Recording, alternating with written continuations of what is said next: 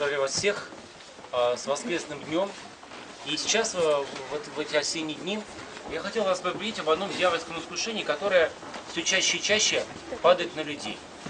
Искушение – это постоянное склочничество людей между собой. К сожалению, такое у меня складывается впечатление, что в последнее время враг рода человеческого только тем и занимается, что стравливает, особенно сейчас, стравливает христиан между собой по самым ничтожнейшим поводам.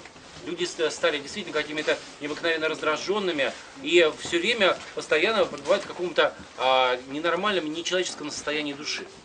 Конечно, с одной стороны, психиатрия говорит, что происходит обострение осеннее, да, у людей, но с другой стороны, самое главное, на мой взгляд, другое. Самое главное то, что люди забыли об том, что они в первую очередь христиане, дети Отца Небесного.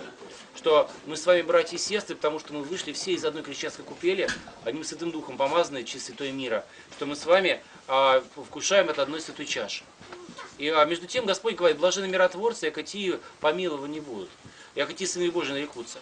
Тот, кто примиряет людей между собой, делает великое доброе дело. И апостол Павел говорит: если только возможно для вас, будьте в мире со всеми людьми.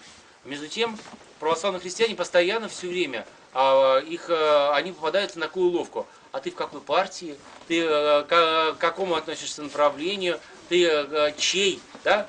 Как еще во времена Каринской церкви было. Ты чей там? Ты Павлов, ты Тифин, да? ты Христов, Аполлосов. Апостол же говорит, что говорит? Разве разделился Христос? Разве Павел распялся за вас? Разве во имя Павла вы крестились? Действительно, христианину не подобает относиться ни к каким партиям. Мы все относимся к одной партии Господа Иисуса Христа. Мы с вами христиане, относимся к Его части. Мы выбраны Богом из всех народов земли. Мы избранники Божии. Мы царственное священство. Люди, выбранные из тьмы Богом, введенные в чудный свет, в божественной любви. Почему же мы с вами ведем себя так, как будто мы с вами живем в ненавистной розни мира сего? Почему мы служим дьяволу-разделителю, а не Христу-объединителю?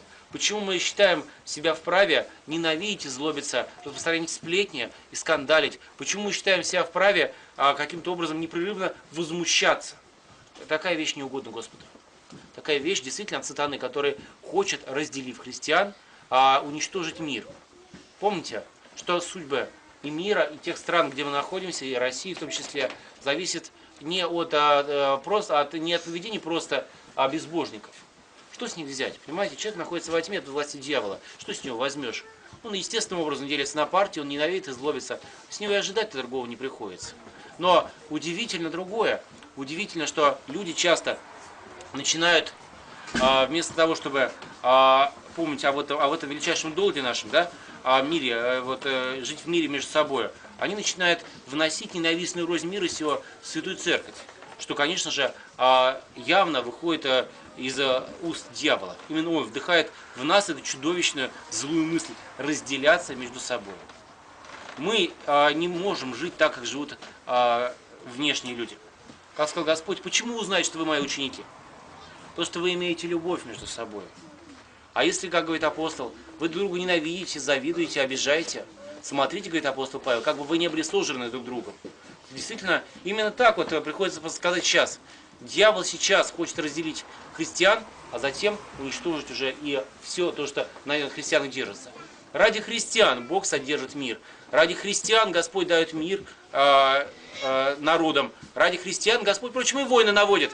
Тогда, когда христиане забывают о своем единстве, когда они сродняются с этим миром, когда они вместо